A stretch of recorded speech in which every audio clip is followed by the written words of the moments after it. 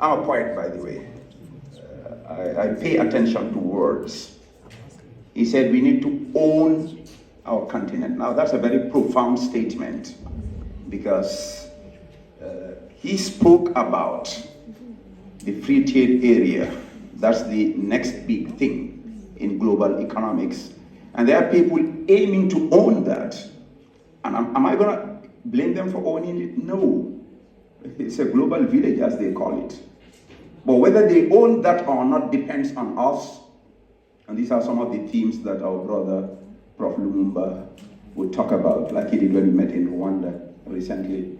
It's the responsibility of the young people of this country to make sure that they don't take away from us what we own. But before you own something, you have to know and understand it. If you don't, you will never be able to own it. Do we know what Africa is? Do we know what lies under the crust of this blessed earth called Africa? Do we know what's swimming above in high space in Africa? Bob Marley says, if you know your history, then you would know where you're coming from.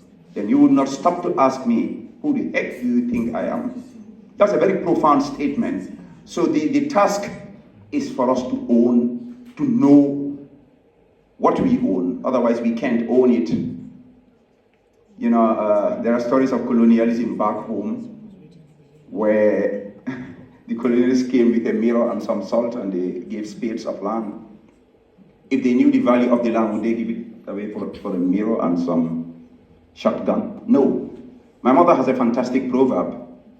She says, if you put gold, excuse me, I have to say it the way she says it. If you put gold into the anus of a dog, the dog will go and take it out in a dustbin. Why? Because the dog doesn't know the value of gold.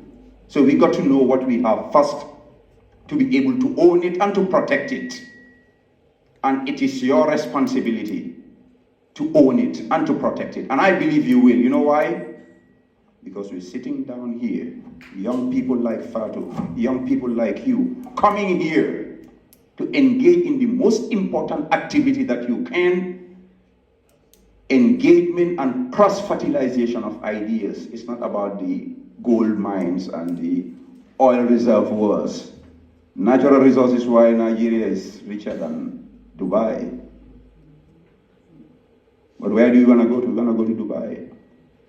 So you want to talk about the next gold mine that resides in your mind, in a knowledge economy, information economy. I don't have a doubt that we will own and develop this country because you, the progressive, dynamic, resilient young people of this continent, you will not sit down and fold your hand. Because I know what those young people have in Manhattan, in Silicon Valley, it's a brain mass, that's what you have.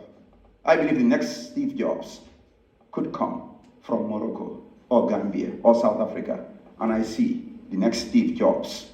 I see the next Google entrepreneurs in your beautiful and shining eyes here. Thank you for having me here.